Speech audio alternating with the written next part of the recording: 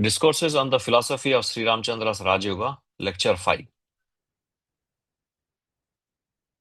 Master has declared that he has discovered this condition, which was not approached by anybody so far in the history of the human race, namely the state of Tam, which is beyond Sat or existence, which all people hold to the highest.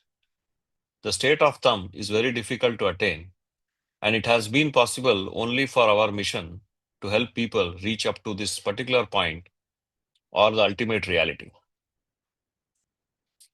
In fact, Master even goes a step further. He says even that Tam is a kind of reflection of the ultimate reality. So you will understand how difficult it is to communicate the very nature of that state, except by putting one into that condition. But then he says, it is a condition where there is neither light nor darkness, and all your knowledge is said to be of light. So, what is that is beyond light? Shall we say it is darkness? No, it goes far beyond darkness. It is difficult to describe that condition. In fact, Master goes to the extent of saying that a person who has reached that condition will not be aware of it except when somebody calls him back to answer a condition. That is only what we call existence. Truth is introduced, one becomes aware of his condition. This is one discovery.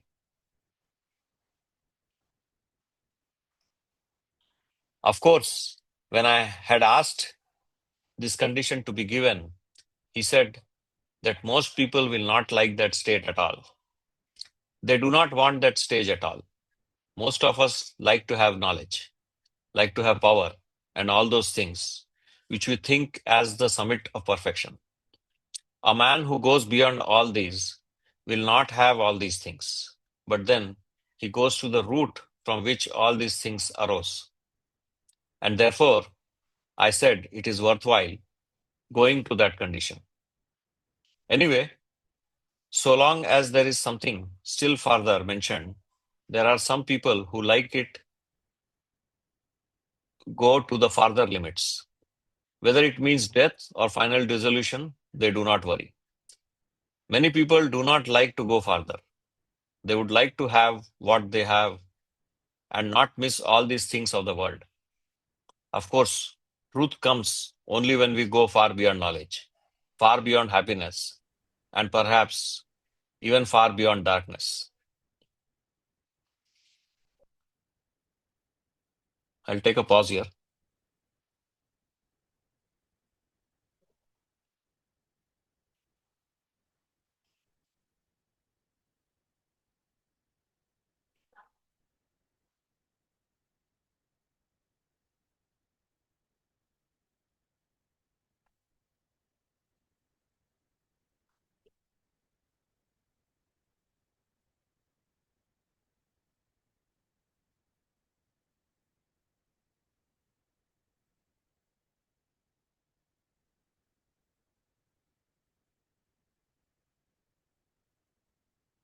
So he's trying to give a hint of what that state Tam would be.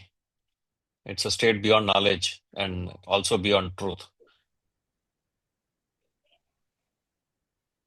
Yeah. The next step that Master illustrates is about that condition. Do you think that in that condition, do you exist or don't you exist? Will you have your identity or not? Are you lost completely? It is said as one of the arguments against losing oneself in God that such a condition is of no use at all and must indeed be unreal. There are theories of Vedanta. I don't say it is Advaita, which hold that the individual soul, that is you, is immortal and is eternal. I don't say it is Advaita, which hold that the individual soul is immortal and is eternal. If you do not exist, God does not exist, so you must exist. That is why they say that the individual soul is eternal, indestructible, and so on. That may be all right for people to say so. Actually, what happens? It is an experience, not only in spirituality, but almost at every level, that true love involves dissolution of oneself, of giving up of oneself, even to the point of annihilation of identity. This we call merging. The religious people who are anxious to experience God do not like to be merged or lost in God. To them, realization means looking at God, enjoying God, worshipping God in all sorts of ways, but not to feel one with God. That is, these people want God to live for them and not they for God. So, almost all religions want God for the sake of the individual. Nobody is thinking of living to exist for God. So many people want to have their identity kept up. We find their identity is tried to be fostered by names, works, and so on, and those remnants as the delegates of such people. They are trying to give immortality to the works of these people. So, to that extent, we create a kind of immortality to their identity. It is only a philosophical feeling that you must have been previously. There are arguments for that. But ultimately, do you exist as a separate entity, keeping your identity till the very end? Our master says the identity which each individual has continues to be even till the last date of Mahapralaya. Some people said, even at Mahapralaya, a person goes on existing. That is a philosophical necessity. Even when a man enters into the state of thumb, he continues to have a little identity till the very last, when everybody goes to the center, which is the thumb. And everybody at that stage enters into it. And after that period of Mahapralaya, they come back again. The question is whether they themselves come back again. Can we believe that Markandeya comes back after every Mahapralaya? Most probably we must accept it. But then it is not clear whether it is a problem for experience or for imagination. The Upanishad is very clear in this matter. The very same problem is stated in Katha Upanishad. Nachiketa asks Yama, what happens to me after I get realization, whether I exist or not? It is very difficult, Yama said. Do not ask me that question. But he insisted upon the answer. Yama replied, well, you'll come to a stage where you are so much one with that your distinction from it is very little. When you come out of it, a distinction comes out. That I is the existence. The I or identity is that from which thought arises. Individual thought arises from the I. Now, it is a very difficult question to explain unless you go through that experience. Master says there is an element of man running parallel to the divine. And the man who realized the thumb is one with the thumb. He almost identifies with the thumb. The human element or identity remains to the minimum extent, and it will remain till the very last. That is Mahapralaya. The realization is that if you want to have realization here with the body, then you must have a minimum of identity and maximum of the divine. That is what we are seeing in the master. In other words, it is precisely zero added before I and the number added after the decimal point, which makes your identity less, nearing absolute zero. This can be experienced in the lives of people. I can only represent this point by referring the master himself. This condition can be said to be pure thought with that slight point, and all his actions come from that thumb. Through the infinite small, it becomes the passage through which the individualization takes place. In other words, Master says individuality is brought to the minimum. What is lost is individual and not divine.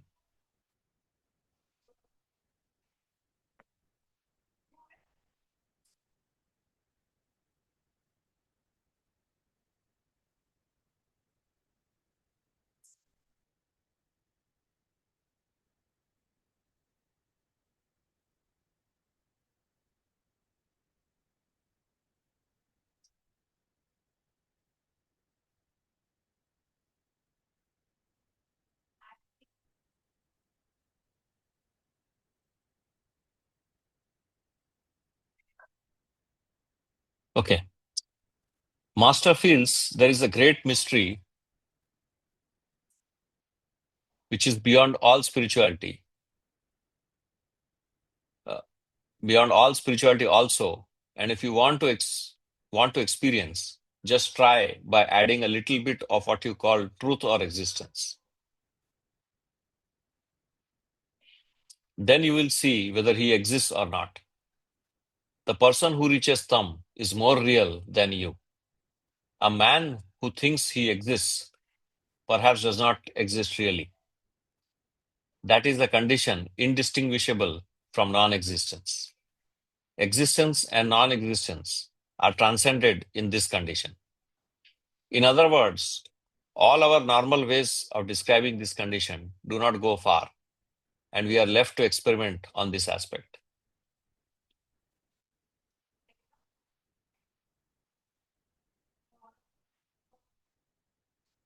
Do not have fear that your identity is going to be completely lost. If you have any love for identity, some people will say, and in fact, the great distress of Buddha was, as everybody tells, that he was a nihilist. He said the human individual is a bundle of samskaras, and so everybody said he was a Sunyavadin, and that is how they follow him. What he means was that ultimate cannot be described in the language of real experience, and it is something to be experienced by dhyana, as he himself said. And dhyan means what? Try to understand the original cause. If not, go on asking what the cause is. You come to the final point of the I. Can you then stop there? No, you have to go still further, beyond the cause. So you see, at that point, are you to say that you are born out of nothing? All that you can say is yes and no. It is very difficult. So the divine is completely different from the human, and there is no graduated process. So Buddha was misunderstood because the people who argued for him were intellectual, not real, those really experienced and lived for that. With a bit of the divine, they expanded their individual and called themselves God or superhuman. But he who is fully merged in that term and gives more importance to that term creates a new kind of personality. That is the great point which Master has stated. That is why it is to understand fully the magnificence and attractiveness of the thumb, one has to put aside all the prejudices about the nature of identity. You must realize that Sat, there is something greater than that there is something greater than the identity.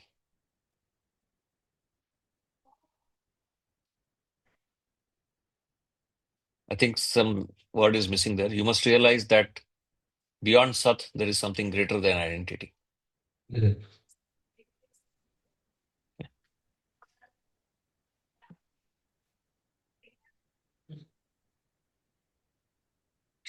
To describe the condition in different ways and also challenging the assumptions that we have.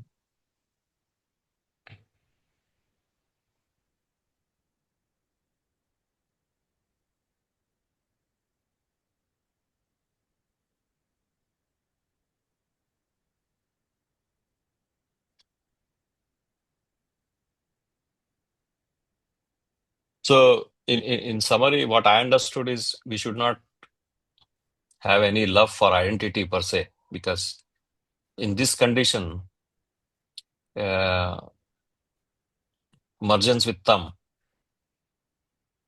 whether the identity exists or not, uh, that is not important. It's important that we experientially merge in that condition and then see for ourselves. It's actually beyond truth also.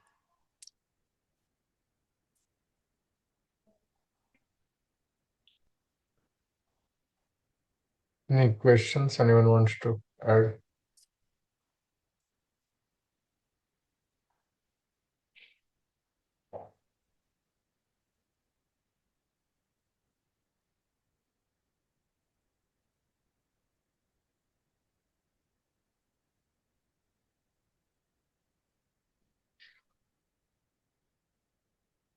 One thing, we should not confuse this tam with tamas. In this, we talk about three gunat, right? Rajas, tamas, and sattva guna, right? This tam is not that.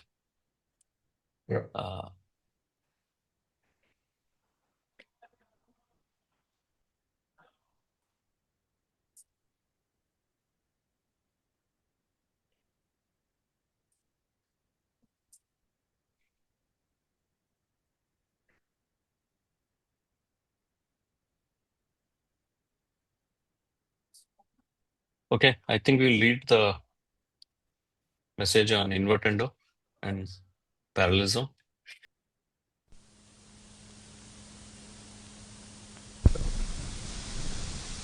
Participating in this course and giving us an opportunity to share some valid information about sadhana.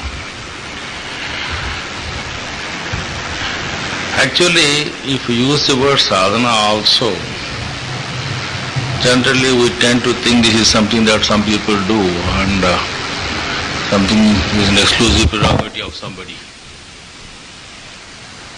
Better thing is to say that it is the way of life suggested by Babuji Maharaj.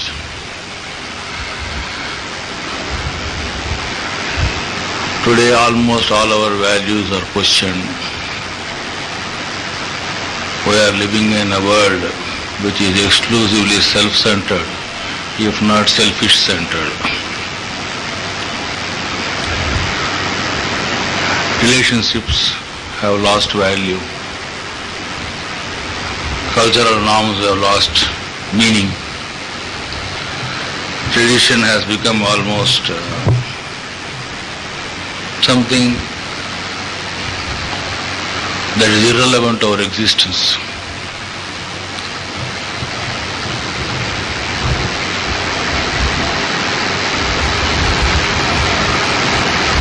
Mechanistic and material preoccupations have become the only concern. If anyone tries to say something other than that, he is likely to face a strife, if not in the society in which he moves, but at least when he compares himself with others or his people compare themselves with others. Even when you are comfortably placed, your people at home are not happy with you. They compare with somebody else. It is no more 2 square meals a day. It does not mean whether you take a meal at all. It does not mean at all anything. Some peculiar oddities have come into our perceptual field, and most of us are either attracted by it, if not attracted by it, pushed by others into it. We seem to be moving in a stream helplessly, and against this backdrop, if you talk about certain values of life and human dignity, etc. things, it is something that is totally out of the way. Some sort of a person who is quirky, doesn't have certain, does not know how to live in this world, and this type of comments are likely to be received. Any system of yoga today is tuned to either your physical welfare or excellence in performance, promises of excellence in performance. And nobody talks about a life which can be considered as one which harmonizes you with others. An integral way of life seems to have been totally lost. Terrific concern with one's own physical and material prosperity and what they consider a promotion in their way of life or careers, whatever it is.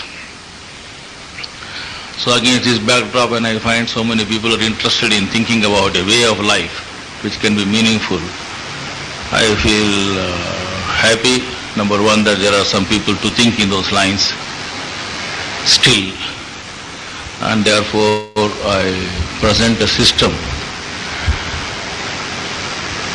of Sri Ramchandra which harmonizes all the aspects. Basically, we are in a world which is demanding, and therefore we should take into consideration the aims and aspirations of the people with whom we are living, apart from our own aims and aspirations, and at the same time also not neglect the greater values of life.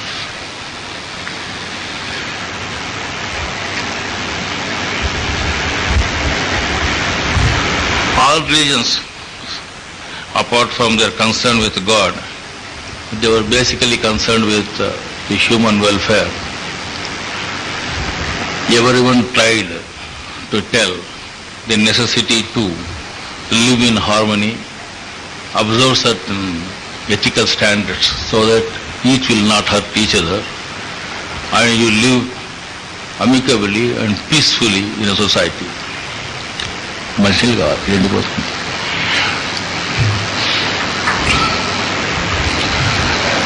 But as I told in the beginning, the religion itself is now contested. In the name of religion we are fighting now. Wars are being waged.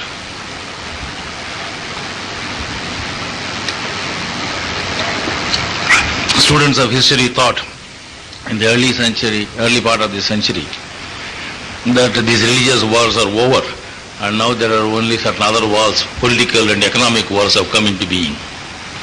But I think back into the square one now we have not left our habit of fighting amongst ourselves based on what we consider as our notions of God,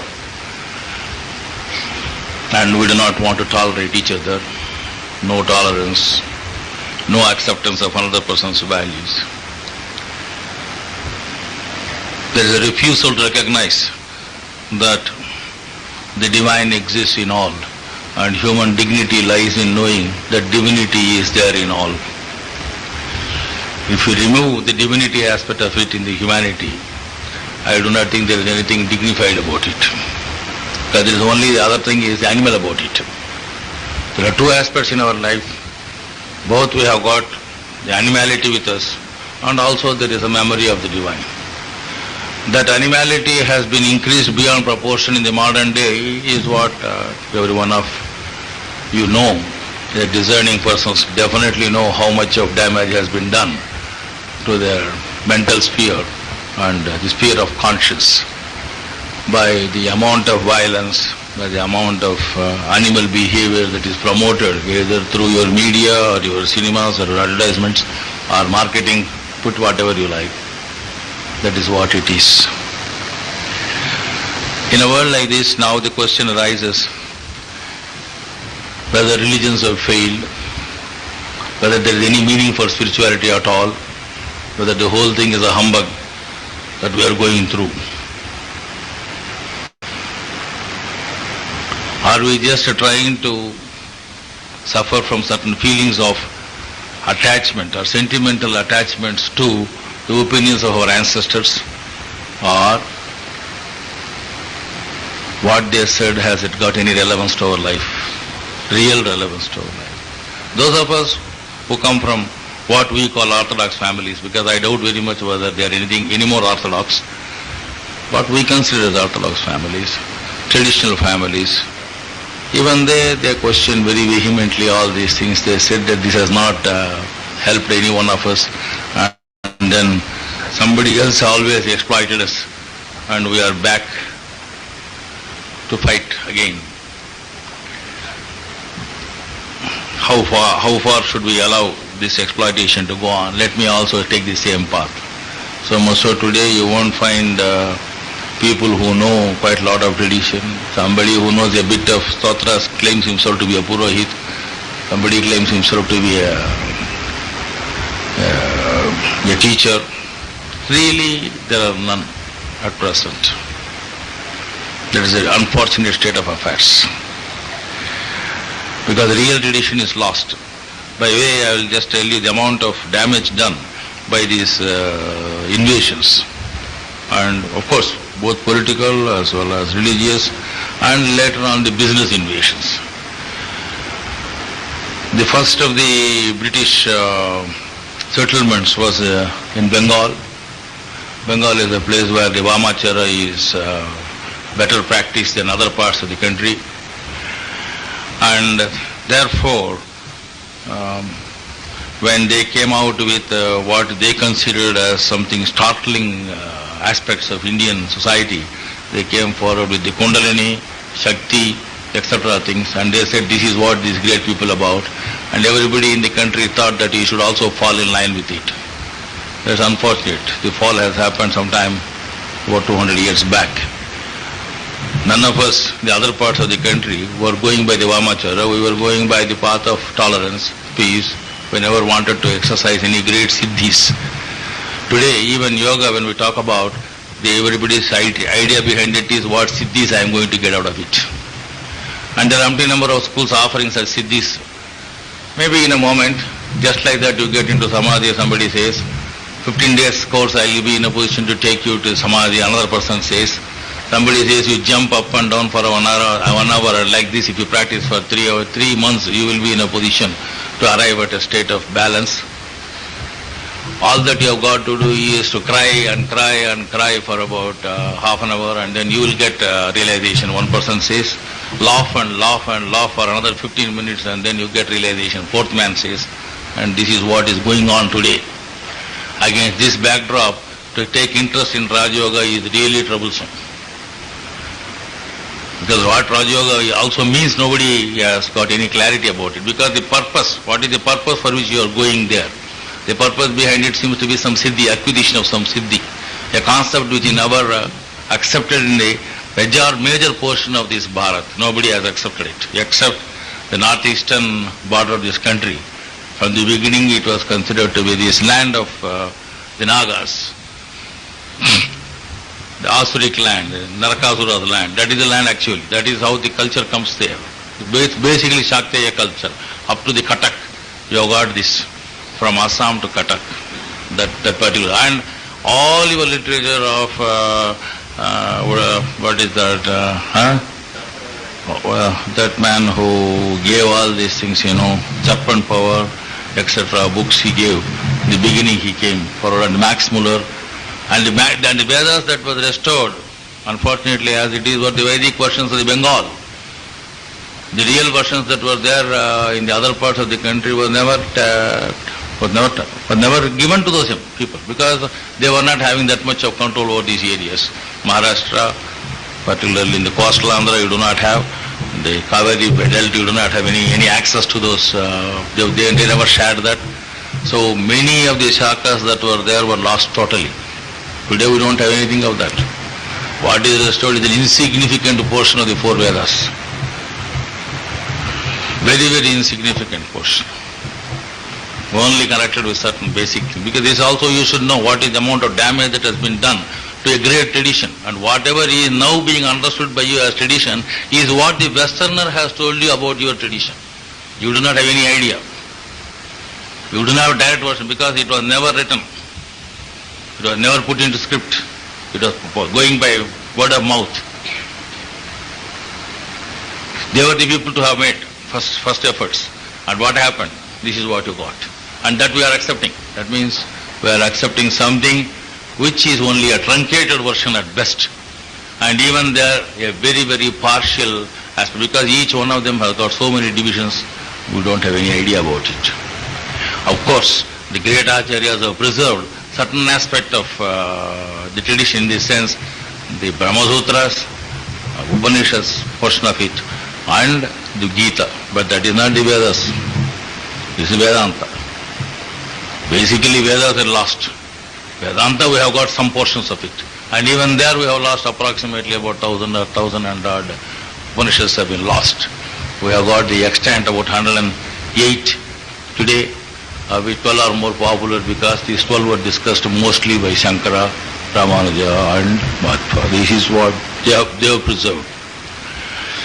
This is the background I am just trying to tell you, because you do not have the basic basic source material now to fall on, and those people who say that I am following an orthodox system, it really does not follow anything, because such people have been eliminated in the process of either a conversion or an invasion or a business exploitation. Something has happened, they are lost totally.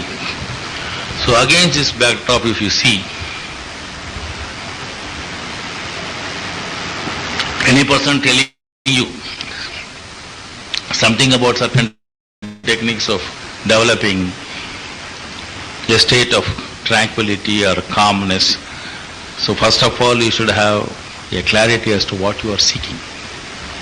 If you have got that clarity of what you are seeking, and if that is a question of harmonized living, a living where you are going to be comfortable both on the demands that your people make and the way of life that you have got, and also the internal demand of living according to certain aspirations, natural divine aspirations that every one of us carry with us. It is that naturalness alone that has brought you here. That is my feeling, because otherwise under the present circumstances there is no other motivating factor for you to think about this type of course. If not, why should you come at all? What is it that we are trying to offer? We are trying to say that you can live a peaceful life. This is all what we are talking about. A harmonized life. A life where you are going to live with both the wings, the materialistic aspect as well as the spiritual aspect, without compromising on either. We are not going to. That doesn't mean that we are going to turn out some Birlas and Tatas out of this, as well as also certain Ramakrishna Paramahamsas out of it. No. I do not think that's what we are telling. What we are telling is, there are two aspirations here, you try to meet both. If you are thinking in that type of thing, because that alone will give you happiness. Any amount of money will not give you satisfaction. Any amount of comfort will not give you satisfaction. Any amount of modern gadgets will not give you the satisfaction. This I think you know better, and you don't require any lesson on this. If you look at it, the question is, now what shall I do? You say there are no roots. You also say that this is the situation. Now what is it that you are going to tell? From where should I draw my inspiration? You require some confidence. From where are you going to get it? And that is applied by Sri Ramchandra through two theories. One is parallelism, and another theory is trying to understand that there is something like a process of invertendo, inverse. These are the two topics that I am asked to talk about. This is the background. Why you find relevance for this is only here. Now talking about parallelism. The divinity willed creation. To say it is willed also is wrong, because originally what was a latent force, it had in it an idea of expression. When the idea of expression has come, there was a stir. The stir is the beginning of the universe. It took quite some time before it started developing further and further, and then generated a force field was created, and from there you find the whole of creation coming out. This is no better explanation and no worse explanation than your Big Bang theory. Why should have been there a Big Bang? Nobody knows. Why should there have been a stir? Nobody knows. There was some latent capacity for expression, because what comes cannot be coming out from something which is not there. Nothing comes out from nothing. If something is coming out, there must be a potency for it. If a tree is coming out of a seed, there is a potency for giving a tree from that seed. Otherwise, it won't come. It's not possible. So there was a latent potentiality for expression, and that has come out. And it was an idea. That it is just an idea that came is what is significantly different in spirituality as compared to the modern scientists. They are not prepared to put it as an idea, because idea is a concept that comes after consciousness. According to modern physicists, consciousness is a later product. They do not accept that it can be the first product. This is a point of difference between science and us, and on this depends the entire structure. The difference between the East and the West is this. Between the mystic and the materialist is this. Between a scientist and a spiritualist is this. This is a fundamental basic point. Now, that idea which is expressed as a universe also expressed itself as a human mind. And these two are parallel. These two are parallel. Because of the parallelity between these two, alone it is possible to have communion with it. We never become one with the divine. The mind never becomes one with the divine. The divine impulse is different from the human impulse, the mental plane impulse. They never become one, but they can resonate. The human mind can resonate to the vibrations of the divine. And that is what you and I are trying to do in sadhana here. When we think about a divine idea, any idea for that matter, it does not matter whether you are thinking about this God or that God, whatever concept of God you have got. Whenever you have got divinity in your mind, the first thing that happens to you is there is a certain amount of submissiveness to the concept itself. It is something superior.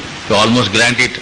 The moment divinity concept is brought into your head, you almost simultaneously think that you are somebody less than that.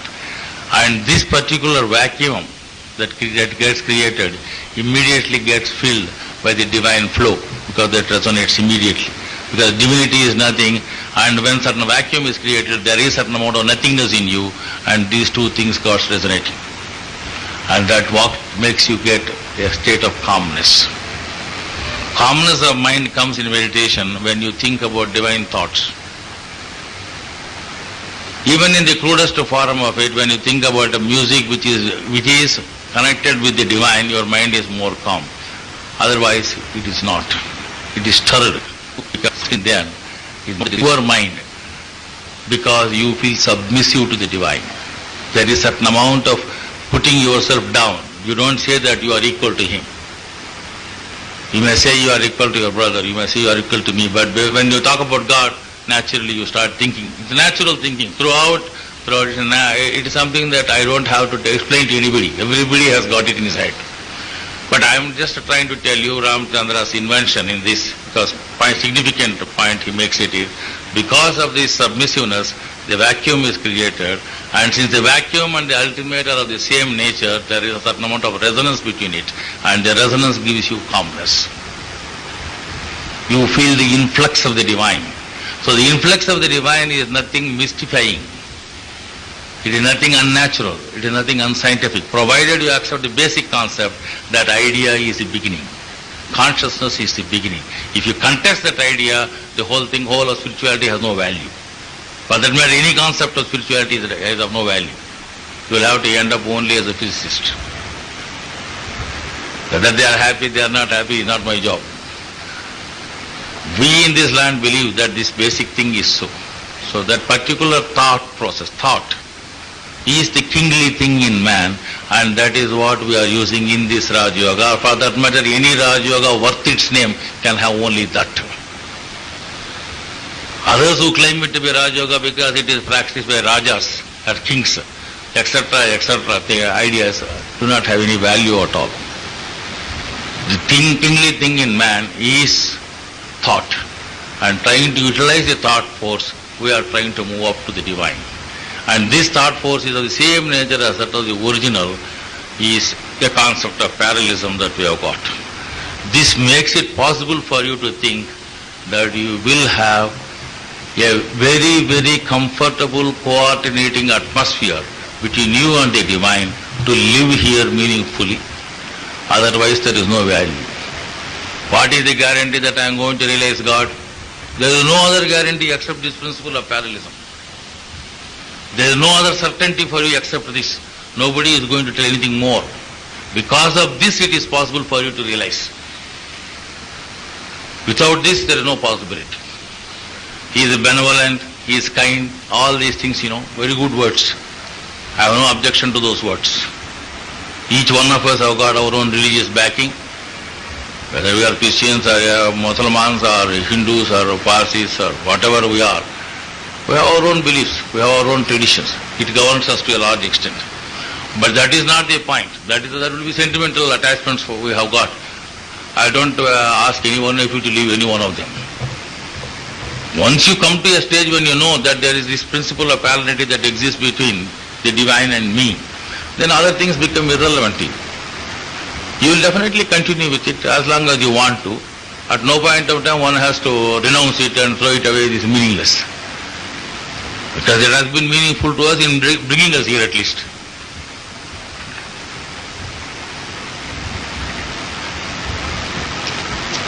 Coming to that, most of the concepts of God we have got or the worships that we maintain are things which are done by the women folk at home, mostly the mothers and sisters, who generally think in terms of the welfare of children.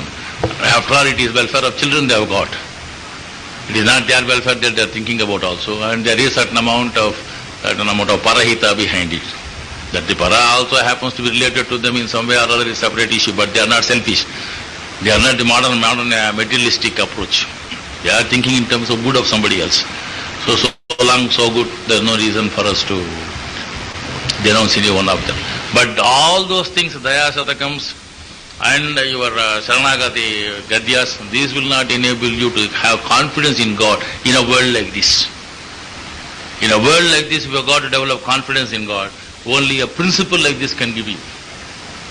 Because you will be in a position to substantiate your faith based on a principle. Otherwise, it's contestable by God and the development of human being. The mind is of the same nature as that of the original stir. The mind is stir.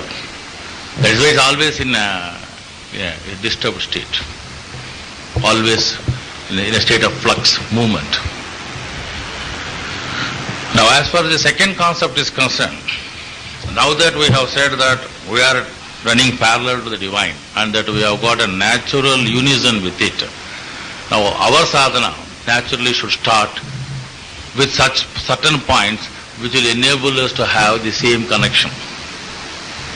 That is why we start with the first commandment of Sri Ramchandra, which says, rise before dawn. Now most of us have forgotten what dawn is. Perhaps in cities nobody has seen it also. Civilization has advanced to such an extent that we have lost meaning to the morning sunrise and evening sunset. Both these things are not understood. Most of the people may not have seen sunrise at all. Being what they are, either in flats or in some places, they don't chance of seeing the sky. The eastern sky, the eastern horizon is not visible. We see it in some pictures or cinemas or whatever it is, he shows something and then somebody says it should be like that. So it is like that. But this is the present state of affairs. What I am trying to tell you is most of us don't get up by the time. Habits, whatever habits we have developed. Whether we get up at the time or not, it's a fact that the rotation of the earth around the sun makes it something like sun rising in the east in the morning and sets in the west in the evening. It is something that happens. It is immaterial whether you have seen it or you have not seen it.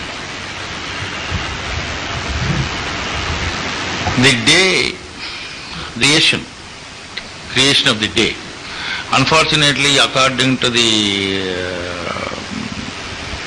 Christian, or I don't know what words, universal calendar, whatever it is that is there, you start the day at night 12 o'clock. I don't know why that unearthly hour has been chosen as the beginning of the day.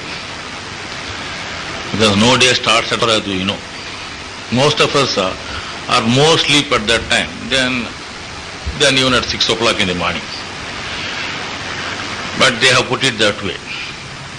But that is not what nature has given us. Nature has given us the day dawns with the sun rising in the east. That is, the process of activity has started. So before the process of activity, there is a state of certain amount of calmness. So this activity goes on increasing till afternoon, and by evening it comes to a tapering condition, and then again coolness develops. Early hours of the day it cool, the heat goes up. By midnoon it is, by evening it comes down. By midnight it's almost totally calm. The Upanishads have said it, that every person gets into the company of God by night when he sleeps and comes out of it next morning. This is what the Upanishads have said it. There is some point in what it says, in the sense that the beginnings of creation was, there was, as I told you, something there was nothing there, and there was a jerk. So the jerk happens to be the early hours of the day.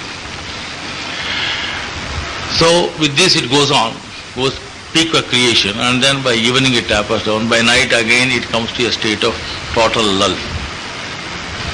The original which is existing is the deep nights. That is why you will find in Pancharatra, Sri Krishna's systems, you will find that the night is the best time to get into yoga. Particularly Pancharatra systems, they have got this. So no relevance, because nobody knows. When I use the word Pancharatra, it is all Greek and Latin for the most of it. Makes no sense at all. But I am only trying to tell you that there is one system given by Vasudeva which says that it is a night, that is the most calm hour for you. When everybody is asleep, the yogi is awake. That's how it is put. We want to live with unison with the divinity, so that there is a harmony that is felt. The divinity is the cause for all our existences, not only me, but all my brothers and sisters, all other animals, all plants, the whole universe. He is a father for all. He is the beginning. Put it, when you personify it, it becomes a father. Otherwise, divinity becomes an abstract it. Either way you can take it. It does not matter much. For a yogi, it does not matter much. We want to be in tune with it, in tune with nature. So how to get into that state of tune? What is your ultimate goal behind it? What is the ultimate goal? To be in tune. Right? How do you achieve this? If you put this question, then you also know under what circumstances or what situations you can do certain things. If you want to cook, you have to go to the kitchen. If you want to put a drawing, you have got to take a drawing board. If you want to do painting, you should have some colors and do it. You must be prepared for it. You must choose an environment in which you can do this. I will sit at any time I like, and then I will meditate and be in union with God. Of course, you can always try, nothing wrong about such things. But then it is not the best way of doing it. The best way. What would be the best way? What exactly are we asking? We want to be in tune with the original base which has exhibited itself. We would like to go to the beginnings, to the roots. Roots of the day are taken into consideration for meditation. Roots of the day are your dawn. That's the root of the day. Peak of the day is your noon, and the end of the decay of it is in the night. So root we go, because we are already existing. We are living, we are active people. We are created. Now, with this beginning, if you go, with this idea you go, there is something like the concept of three gunas are there, basically sattva, rajas and tamas. These are the three concepts we have taken into consideration. Sattva, that is existence. Rajas is activity. Tamas is inactivity. From tamas you start again the activity. So tamas and sat has to be joined. You are already activity. You are moving towards the end, tamas, the beginning of sat. So these two things, if you unite, the two ends, and take advantage of it, the circle is over and your Sandhya Upasana starts. You get it. What is the meaning? Why should we choose that Sandhya time? The meaning of the Sandhya is only this, that we are trying to unite two opposite factors. One is a state of tham, stillness. Another is a state of awareness, consciousness. Sat, Chit and Ananda were taken to be three states equivalent to be. The Sat is that Sadguna, that is that one which promotes good activity, creation, Brahm. The second one is the Rajas. That is Chit. It's always in a state of vibration. Ananda is Tam. When you go to sleep, when you go to rest, it is happiness. In the sense that it gives you the peace. Every one of us is taken to that fold of peace every night by God Himself. You get into a state of sleep, that means you get into the state of peace. Sleep is equal to peace, a state of stillness, calmness, settledness. But day-to-day life,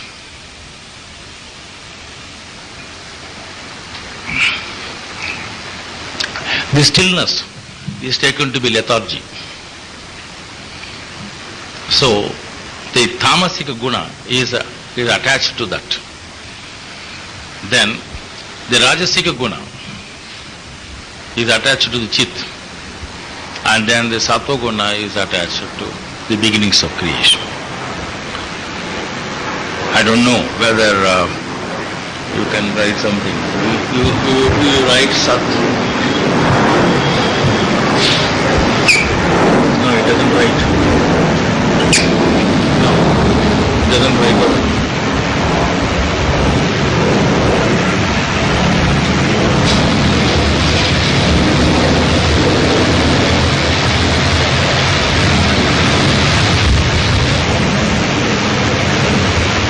And below you the right chit.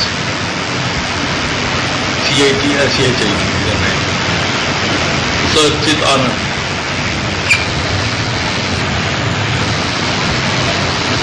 These are the characteristics of God, as we are all aware in India. Whenever we talk about Satchidananda, this is all what we are talking about, the unison of all the three, which is the base, which was latent, expresses itself as Sat in the beginning, in the morning, Chit in the afternoon, and Anand in the evening. Now, Sat is connected to Satya.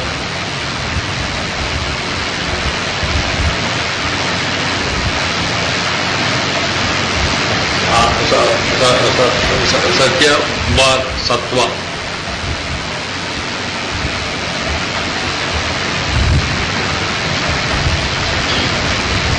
This is Rajasic.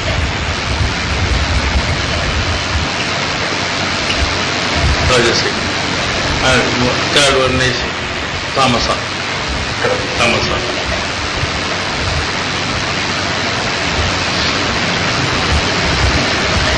Every article that we have got, everything that we have got, everything that we do, either is a sattvic thing or a rajasic thing or a tamasic thing. Including the foods that we consume. Every activity that we have got falls under these three categories. When you are talking about the good for all, something that is beneficial to the society, something that promotes welfare of society, it becomes sattva. Rajasic is always one of combat, strife, disturbance, real activity. Tamasic is one which makes you dull, indolent, slothful. But reality is put first tam, then Rajas.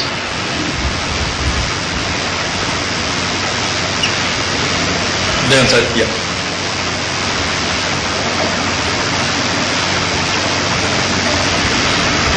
That thumb is the beginning, is absolute void, non-activity, absolute latent potentiality. In the grossest aspect comes as tamasic here. If you use the word saha to denote God, saha is always, some Sanskrit, saha would mean when we refer to God, saha. Tam, saha, tau, te. Tam, tau, tam. That tam accusative singular is tam. This tam should not be confused with this tamata. It's a reference to God when we talk about tam. That the highest state of awareness or non-awareness or ignorance to which we go. From this ignorance coming out of total indolence, laziness, sloth, inactivity, finally leads you to a state, first to a state of sattva, the satyapadam, as the emblem puts it, satyapad. You go to satyapad. Satyapad is the beginning. Then you come to a state of balancedness till you clear off your life. Balanced existence we maintain. And then we come to a state of thumb. These are the three things that are there in day. The thumb is night, sattva in the morning, afternoon 12 o'clock is sleep. Now in the evening you have got a problem that we do not find time to go. Tradition has got it, three. Orthodox tradition, which says your Prata Sandhya Vandana, Madhyanika and Sayam Sandhya Vandana. Sayam Sandhya, Prata Sandhya and Madhyanik Sandhya. These are the three that are there.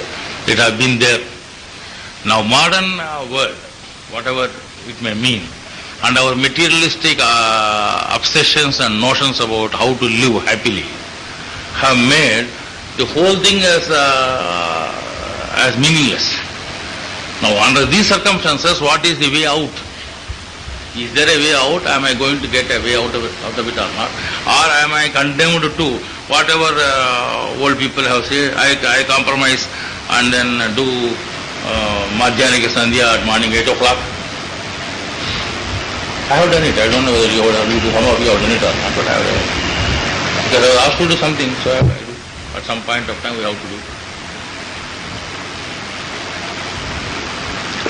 Most of you may not be aware of such things also, because present generation I don't expect them to know anything about these things. Because even in my generation when I was a young boy, even then this was something that is practiced by few of us, coming from what we call traditional families.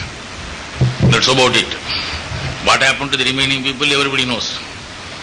Because the other things have swept us out. Materialism and selfish concern has swept us out of our feet. And everybody has fallen in line with something else. Now what I am trying to tell you is, under these circumstances, what shall we do? And Babuji comes forward, gives a system which says that I will not bother about your Rajasika, Madhyanika Sandhya, because that is the one. Why is not required? Let us understand why. These two are the polar ends to have taken. One end and the other end we join. The middle one is always left out. That is the one where it is most hot. That is God in his full expression.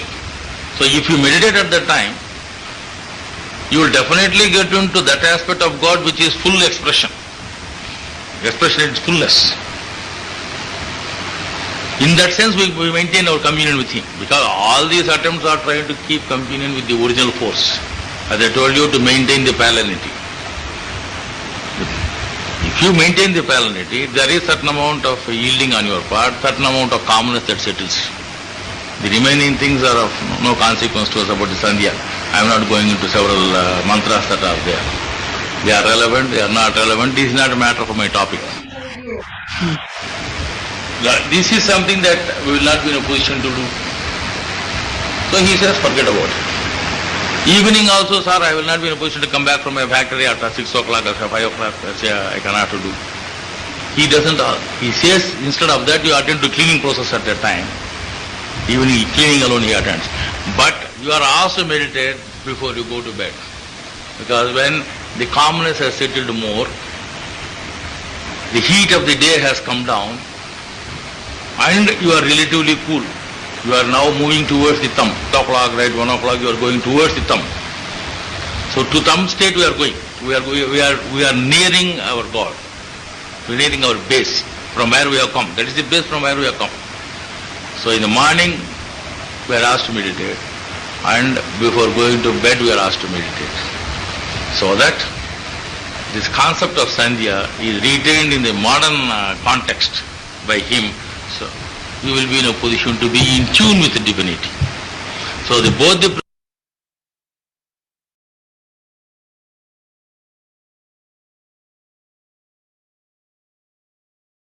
principles of Invertendo and the principle of parallelism are there to explain to you the logic of the system of Sri Ramchandra's Rajayoga. This is the basis on which the system itself is written. This is the first commandment.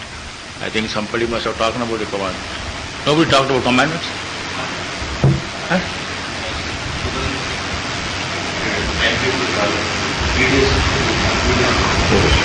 We didn't talk about the commandments at all.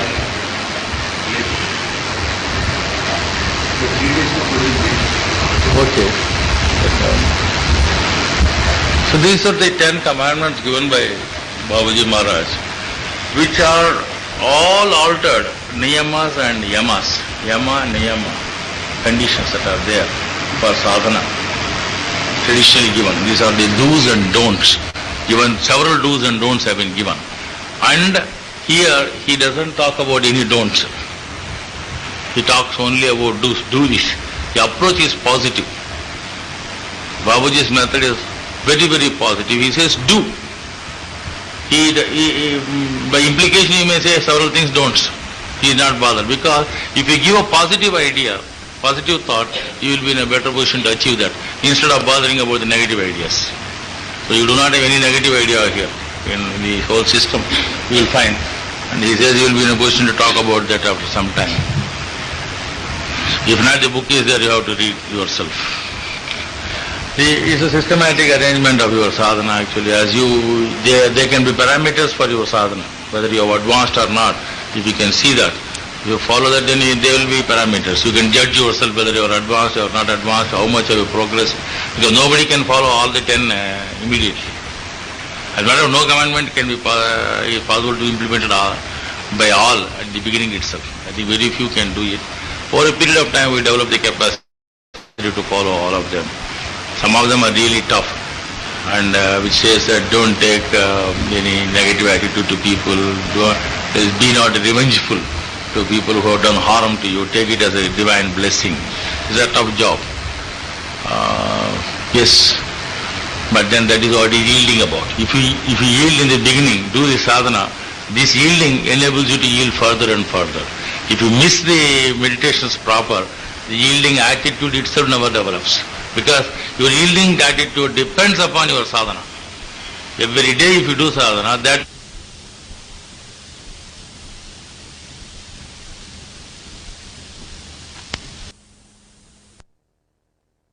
do this. The approach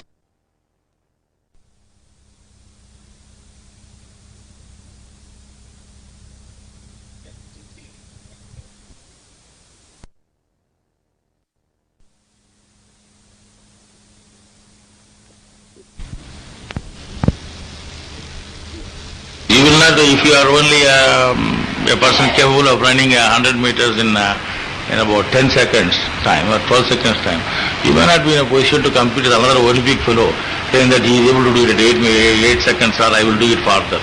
You will not be in a position to. According to the endowments you have got, you will be in a position to give the optimum output. Your endowments are basically connected to your physiological and biological structure that you have got and the inherent capacities you have got. Though nobody can change it. But one thing, irrespective of your capacities, you can always feel is the presence of divinity. This is something that is universally felt. So the system of Babuji Maharaj is individual but universally applicable. Thereby we will be in a position to have certain amount of harmony amongst ourselves. If all people practice this, because we don't generally talk about any God here. God in the sense of an ultimate thumb is what we are talking about. It doesn't mean that we want you to forget about all other gods that you have got already in your head. So long as they can assist you, fine. Suppose they are hindering you, then you will yourself drop it. So who will hold it? Who will hold that which bars him? No person who is interested in achieving the best will hold certain things which prevent him from achieving the best. So this particular the unison that is possible, the yoga, the logic of yoga. Yoga is something that is possible for us. It is not something that is a mystical thing. It is not something that is the exclusive prerogative of certain people. It is not necessary that you should live your life and go away to become a yogi. All these notions we have got. Because we think that this is something that only some people can do, not all people can do. Every one of us is a born yogi because the divinity is along with us. We are united with the divinity by birth and nobody can take away this right from us. A fact that modern man has to know, because this is one thing that is not taught to him anywhere else. But there is no necessity for somebody else to teach you. One has to remind you this, that there is a God in you.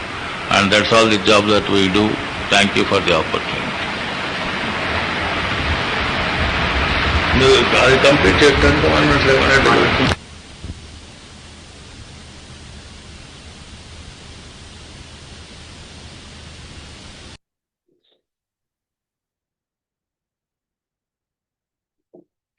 That concludes this talk.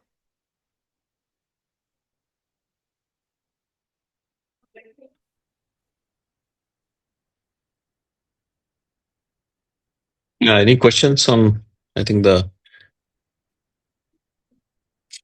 are a lot of practical hints on particularly the timing of our meditation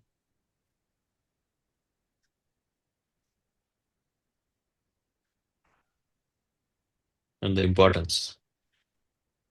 The theory of parallelism is very elaborately explained. I think we have to read it again and again. But one thing which is clear here is why those timings are important. Meditating at the hour of dawn and cleaning in the evening and bedtime.